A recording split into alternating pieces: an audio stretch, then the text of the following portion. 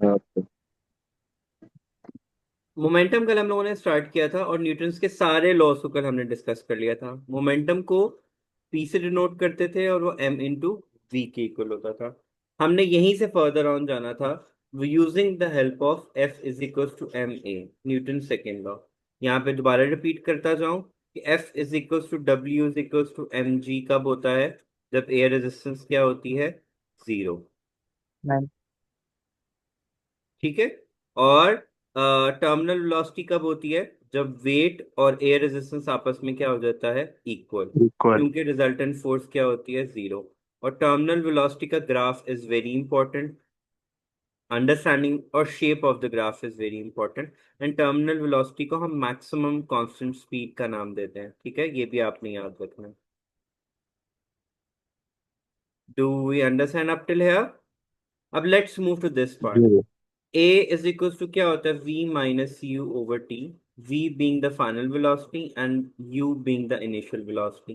तो F is equals to m into V minus u over t हो जाएगा। और जब मैं m को दोनों से मल्टीप्लाई करूंगा, it's M V minus M U over T. So ये जो फोर्स है ना, इस फोर्स को एवरेज फोर्स का नाम दिया जाएगा। It's going to be final momentum minus initial momentum over time. Rearrange करेंगे तो F cross T is equal to change of momentum आता है। This F cross T is known as the impulse. इसको हम कैलकुलेट कर सकते हैं using this formula और this formula. Sorry, not this formula. T यहाँ पे नहीं होगा हमारे पास। ठीक है। समटाइम्स क्वेश्चन ऐसा आएगा कि आपने किसी पार्ट के अंदर चेंज ऑफ मोमेंटम कैलकुलेट किया हुआ होगा एंड वो आपसे कहेगा कि एवरेज फोर्स कैलकुलेट कर दो। अब आप फौरन से क्या करोगे? चेंज ऑफ मोमेंटम तो आपने कैलकुलेट किया हुआ है, उसने क्वेश्चन में उसी पार्ट में या किसी पार्ट में टाइम जरूर मेंशन आउट किया होगा। आप सिंपली उसको स्क्वायर से डिवाइड कर दोगे, आपकी फोर्स निकल आएगी। ठीक है। सो इम्पल्स, जो मेरा पहला पहला सवाल था आज के दिन, कि impulse is that force that acts for a very short interval of time. Short interval of time का मतलब क्या है? तो when the two objects came in contact with each other, उस टाइम पे जो फोर्स लगा था, that is known as impulse. जैसे मैंने कल एग्जांपल दिया था, अगर हम फुटबॉल की बात करें तो मूवमेंट हमारा फुटबॉल को टच करता है, उस मूवमेंट पे जो फोर्स लगेगा उसको क्या कहते हैं?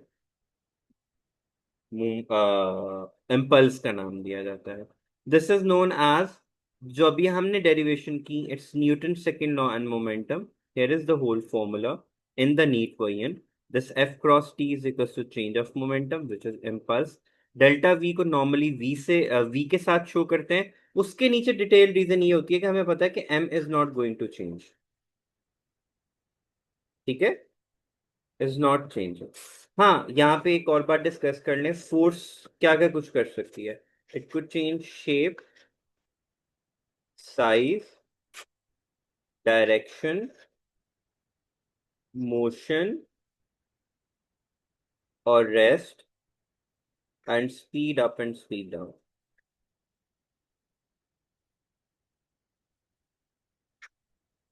ओके। जी सर। अच्छा जी, आगे चलते हैं। Way we need to discuss, ये सारे फॉर्मूलाज आगे हैं हमारे पास, के law of conservation of momentum. यहाँ पे ना, लेट्स सी, मोमेंटम हाँ इसी तरफ आने लगा था। लेट्स से कि ये एम है, ball of m, it's going towards the racket with a velocity of this, and it comes back with a velocity of v। अब since towards and away का magnitude is same, सिर्फ direction opposite है, तो मैं इसमें क्या add कर दूंगा? माइनस का साइन ऐड कर दूंगा। तो if we see the recoil और रिफ्लेक्ट बैक और कम बैक्स और एयर रेजिस्टेंस जीरो है, तो चेंज ऑफ मोमेंटम कैसे कैलकुलेट करेंगे? चेंज ऑफ मोमेंटम का फॉर्मूला क्या होता है? M V minus M U, normally यही होता है। लेकिन जब रिकॉयल मोशन की हम लोग बात कर रहे होते हैं, तो रिकॉयल मोशन में वेलोसिटी की फाइनल वेलोसिटी की डायरेक्शन चेंज हुई है। जब डायरेक्शन चेंज होती है वेक्टर्स के केस में, डायरेक्शन चेंज के साथ हम हमेशा नेगेटिव साइन ऐड करते हैं। अगर इट वाज ऑलरेडी नेगेटिव तो वो पॉजिटिव हो जाएगा, पॉजिटिव है तो वो नेगेटिव हो जाएगा। जैसे हम लोग वो इनइक्वालिटीज में करते हैं ना, कि अगर x is equals to 3 and 2 ऐसे है, but due to some reason signs change हो जाते हैं, ये -2 बन जाएगा, तो हम इसको भी क्या कर देंगे, उनके साइंस भी क्या कर देंगे, चेंज। इसी तरीके से वेलोसिटी की चूंकि डायरेक्शन चेंज हुई है तो मैं इससे क्या ऐड कर दूंगा, माइनस, इसको मैं लिख दूंगा ऐसे, क्योंकि इन दोनों का मैग्नीट्यूड सेम था, v एंड u का, सिर्फ डायरेक्शन चेंज थी तो दोनों को मैंने u लिख दिया। तो जब भी रिकॉइल मोशन की बात आएगी तो फाइनल आंसर क्या आएगा, 2mu। माइनस का साइन लिखना जरूरी नहीं है, सिर्फ हम उनको ऐड करके लिख देंगे। ठीक है, फाइनल आंसर में उसको लिखना जरूरी नहीं है। Do we understand this part? Sir एक दो फिर सर जरा। वेलोसिटी एक वेक्टर क्वांटिटी है। Do we agree to this? जी। वेक्टर की क्या होती है, डायरेक्शन होती है। अगर डायरेक्शन चेंज होती है तो साइन भी क्या होते हैं, चेंज होते हैं। ठीक हो गया? अगर ये बॉल टुवर्ड्स रैकेट जा रही है with the velocity of v, towards the bat जा रही है, आफ्टर जो है the collision, it will come back. ठीक है, इसका पहले मोशन क्या था, ये था, इट वाज गोइंग टुवर्ड्स, अब वो जा रही है वापस with the same magnitude, but direction क्या है, पहले क्या थी यूं और अब क्या है यूं, तो साइन क्या हो जाएगा, इसके साथ चेंज हो जाएगा। ठीक है, ओके। जब मैं उसको इस फॉर्मूला में पुट करूंगा तो अब फाइनल के साथ मुझे क्या ऐड करना है, नेगेटिव का साइन ऐड करना है। क्यों? क्योंकि उसकी डायरेक्शन चेंज हुई है, मैग्नीट्यूड सेम रहा है। तो change in momentum sometimes calculations में आता है, तो आपने इस चीज का ध्यान रखना है, कहीं रिकॉयल मोशन इस तरह की डिस्कशन तो नहीं हुई हुई है, तो उस चीज का ध्यान रखना है। Principle of conservation of momentum हमें क्या कहता है, the momentum of a body before and after collision is same. Okay, total momentum जी। Before is equal to total momentum after collision. अगर हम इनको इन टर्म्स ऑफ इक्वेशन लिखें तो टोटल मोमेंटम बिफोर क्या है, m1 v1 plus m2 v2, और after क्या है, m1 v1 dash plus m2 v2 dash. दूसरा फॉर्मूला हमारे पास क्या है, कि if the two body stick together, तो राइट हैंड साइड को हमने कैसे लिखना है, लेफ्ट हैंड साइड सेम ही रहेगी, right hand side would only be different, उसमें v को हम क्या ले लेंगे, कॉमन, और फॉर्मूला आ जाएगा ये। v को कॉमन क्यों लिया, क्योंकि if the bodies have stick together after collision, इसका मतलब क्या है, अब ये दो बॉडीज हैं, अब ये दोनों स्टिक टुगेदर हो गई हैं, तो क्या इन दोनों की वेलोसिटी वेरी करेगी एक विद ही रिस्पेक्ट वेलोसिटी टू ईच होगी। अदर, इनकी एक ही वेलोसिटी होगी। तो instead of writing v1 dash और v2 dash, I am going to write v and v only, v common आ जाएगा और m1 प्लस m2 हो जाएगा। so we only have two formulas, this is my m1 v1 and this is my m2 v2, इन दोनों का sum करेंगे, they both are going in the same direction. ठीक हो गया?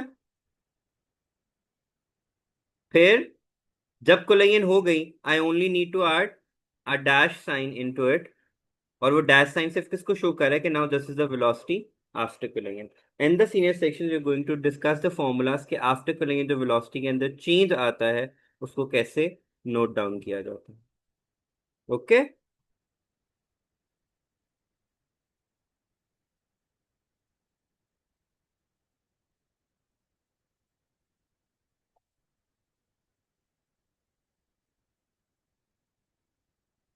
लेट्स रिवाइज द फॉर्मूलाज जो हमने अभी तक पढ़े हैं।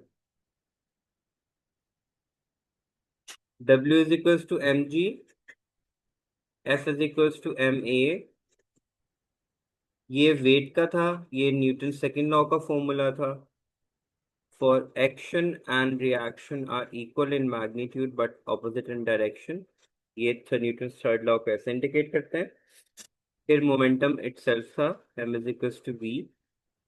फिर f is equal to m v minus u over t, which is equals to f is equals to change of momentum over time.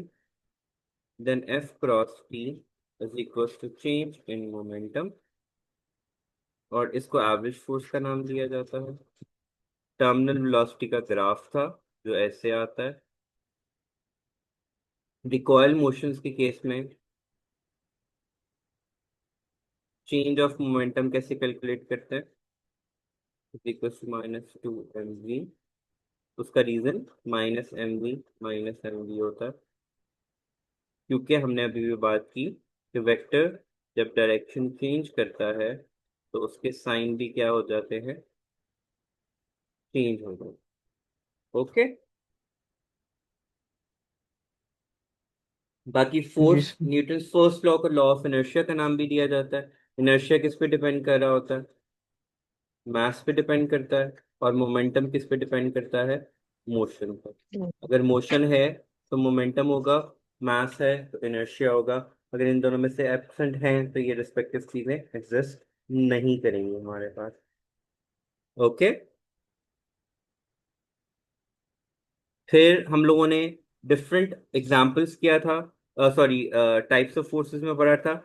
Wait always going to act downward, normal और contact force हमेशा upwards act करती है weight के opposite direction में, that is. और जो normal force होती है वो हमेशा परपेंडिकुलर टू सरफेस होगी, ऑलवेज रिमेंबर दैट। उसको कभी भी, फॉर एग्जांपल, अगर एक ऐसे इंक्लाइंड प्लेन आ रहा है ना, तो हमने वेट को कैसे शो करना है, ऐसे डाउनवर्ड शो करना है ना, तो कॉन्टैक्ट फोर्स को हम ऐसे अपवर्ड शो कर सकते हैं, लेकिन नॉर्मल फोर्स को हमेशा परपेंडिकुलर टू सरफेस शो करेंगे। ठीक है,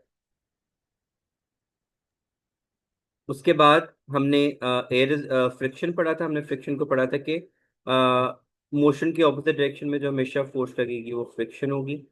फ्रिक्शन की टू टाइप्स पढ़ी थी, एक एयर रेजिस्टेंस थी और एक ड्रैग फोर्स थी।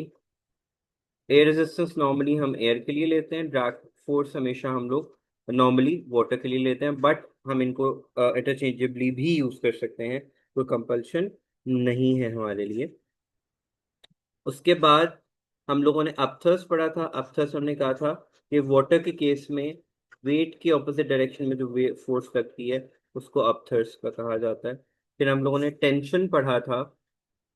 हमने कहा, बल्कि सेंट्रीपिटल फोर्स पढ़ा था। हमने कहा centripetal force is the force that keeps an object moving in a circle. वो डिपेंड करती है डायरेक्टली मास से, वेलोसिटी से, और इनवर्सली डिपेंड करती है रेडियस के ऊपर। जितना बड़ा रेडियस होगा उतनी कम सेंट्रीपिटल फोर्स होगी।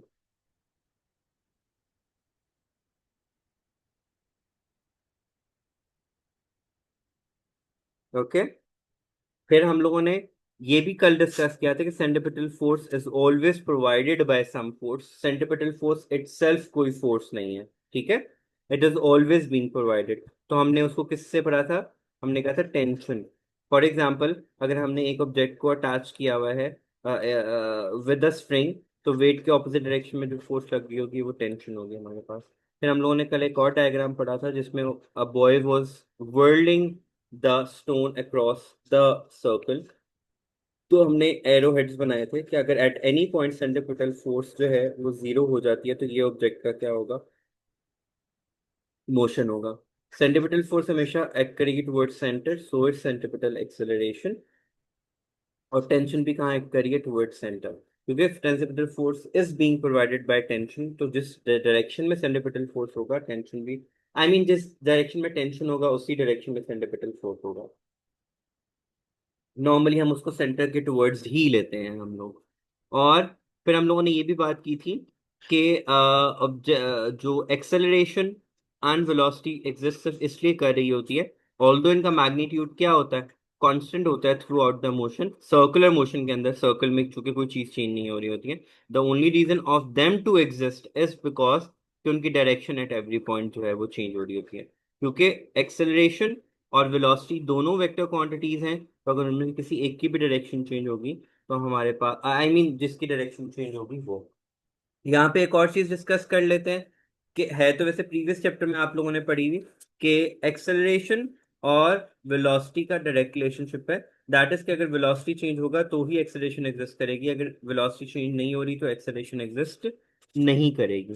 प्लस ये कि अपवर्ड्स जाते हुए वेलोसिटी क्या करती है, डिक्रीज करती है, और एक्सेलरेशन हमारे पास क्या होती है, नेगेटिव। कौन सी एक्सेलरेशन नेगेटिव होती है, ड्यू टू ग्रेविटी, अगर हम फ्री फॉल मोशन की बात करें। ठीक है, it's going to be -9.8।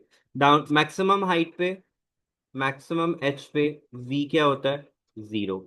Downwards आते हुए वेलोसिटी ने क्या होना है, इंक्रीज करना है, and just before touching the ground it's going to be maximum. This means के काइनेटिक एनर्जी और, बल्कि सॉरी, कल हमने इलास्टिक और इनइलास्टिक मोशन के बारे में भी बात की थी, भूल गए थे, सॉरी। इलास्टिक को लेकिन वो होती है जिसमें काइनेटिक एनर्जी कंजर्व होती है। इनइलास्टिक को लेकिन क्या होती है, जिसमें काइनेटिक एनर्जी कंजर्व नहीं होती, इट्स नॉट कंजर्व। ठीक है, बट ओवरऑल एनर्जी दोनों में कांस्टेंट रहती है, ओवरऑल एनर्जी जो है वो कंजर्व रहती है। And why is that, because हमने पढ़ा हुआ है कि energy can not be created, Not destroyed. Not destroy, it can only be converted from one form to one. कल हमने बैलेंस एंड बैलेंस फोर्सेस के बारे में भी पढ़ा था। बैलेंस कब होती है कि अगर यहाँ पे भी 10 न्यूटन एक्ट कर रहा हो, यहाँ पे भी 10 न्यूटन एक्ट कर रहा हो। अनबैलेंस कब होगी, अगर यहाँ पे 10 एक्ट कर रहा हो, यहाँ पे क्या कर रहा हो, 15। ठीक है, रिजल्टेंट फोर्स की डायरेक्शन हमेशा उस तरफ होती है जहाँ पे फोर्स क्या होती है, मिनिमम, सॉरी, जहाँ पे बिगर फोर्स एक्ट कर रही होती है। और अगर हमारा मोशन इस डायरेक्शन में और रिजल्टेंट फोर्स भी इस डायरेक्शन में एक्ट कर रही है, तो मोशन स्पीड हमारे पास क्या होगी, इंक्रीज होगी। अगर हमारा मोशन इस साइड पे है और रिजल्टेंट फोर्स हमारे पास इस डायरेक्शन में एक्ट कर रही है, तो स्पीड क्या होगी मेरे पास, डिक्रीज। हमने उसकी डायरेक्शन ऑफ मोशन को चेंज नहीं कर देना, मैंने कल भी आपको ये समझाया था कि आपने इसके अंदर करना है। कीपिंग दैट इन व्यू, हमारा मेन पॉइंट क्या था कि अगर टू फोर्सेस सेम डायरेक्शन में एक्ट कर रही हैं तो वो ऐड होंगी, और अगर वो ऑपोजिट डायरेक्शन में एक्ट कर रही हैं तो वो सब्ट्रैक्ट होंगी। Okay, that's it for this chapter.